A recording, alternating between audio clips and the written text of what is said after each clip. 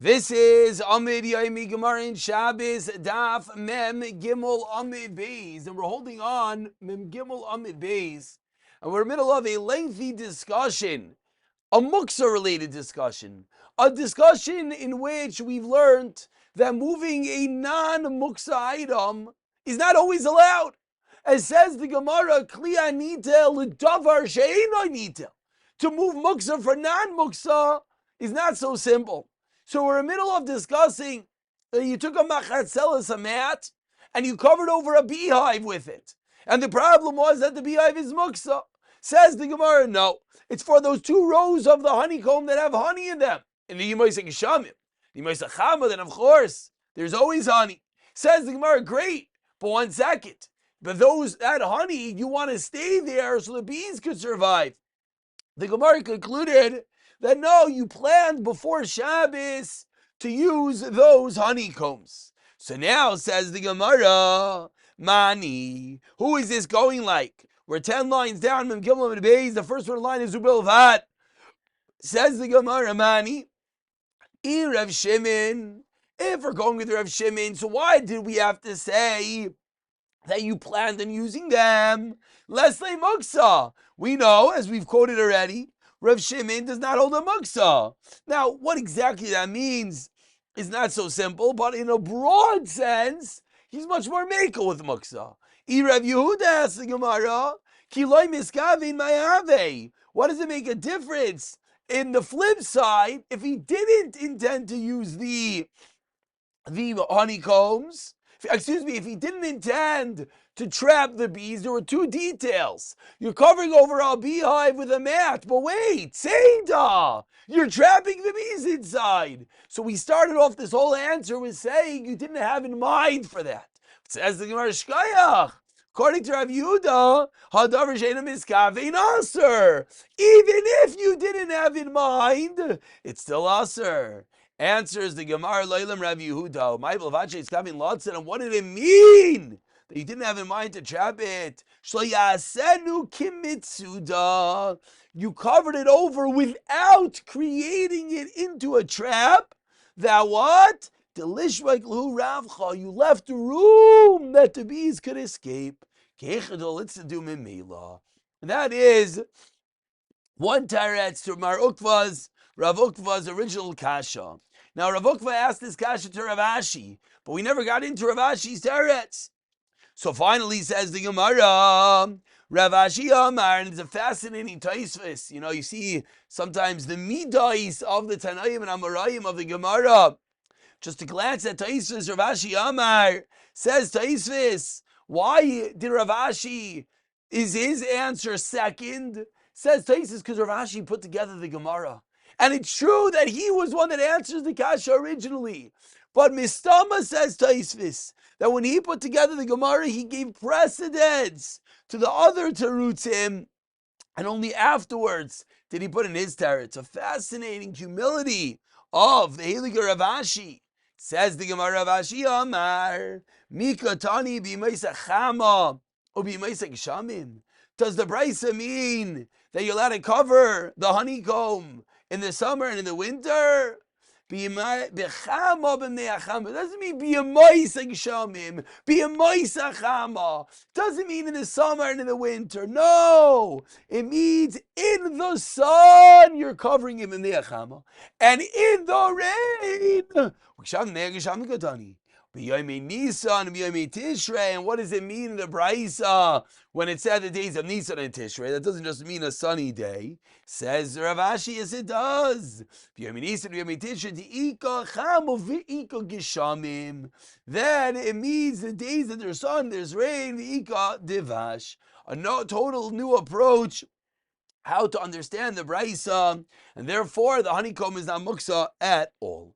Amar Lu Rav Sheshas. Says Rav Sheshas, we're smack in the middle of Mem Gimel Amud Beis. The first word in line is Gishamim. Amar Lu Rav Sheshas. Paiko v'emar Rav Yitzchak. Go and tell Rav Yitzchak Kvar Tegimur Rav Huna l'Shmaitzchak beVavel. Rav Huna has already explained his teaching in Bavel. Damar Rav Huna, he said Mechitza l'Meis Bishvil Chai. Because Rav Huna taught we're allowed to make a mechitza for the mace. Bishvil chai, that if there's a mace in the sun and you don't want the sun to make the body decompose, so what do? That if you're a living person, you could sit next to the mace. You now could put up a mechitza, so you're getting shade, and as well, the mace is getting shade. But bishvil mace, you can't do it purely for the mace. So says the Gemara. Mai. What does this mean? Mari learned in a brisa. Elaborating on that which we just said, as we explained, we have a mace in the sun, and you want to save the mace, but it's Shabbos, you can't move the mace. So two people can come and sit next to the mace. When they feel that it's hot on the bottoms, that maybe mita v'yoshev alev, that maybe mita v'yoshev alev. They can't sit, the ground's too warm, so they bring a mita, and they sit on the bed. Cham l'mala, then at the top of their body, the sun's baking on it. So maybe machzal zoparsan aleim, they bring a mat, and they spread it over, so that they get shade. And then, what do? One picks up his bed to hold up the mat on one side. So again, they're sitting on a mattress. They're holding up this canopy over their head. And then, you know what they do? Okay, we're going to go inside now. And each one picks up his mattress to support the canopy. And lo and behold, we now have a beautiful canopy shading the mace. The mechitza is made on its own, and therefore it is mutter. Now this detail of mechitza nimsas me'eleha is a unique heter in the world of oyel, because what's happening over here is that you're creating a roof, and then you're putting in the bottom. That you're holding the top, and only afterwards you're sliding the walls underneath. That's a unique heter in the world of oyel. But says the Gemara, that's the Brisa Rav Huna, and that's the way you're going to be allowed to move something both b'shvil achai, even though eventually it's going to benefit the mace. Says the Gemara, Itmar, once you mention a mace, let's go a little bit deeper into our discussion. You let her roll the mace from bed to bed until it gets into the shade. You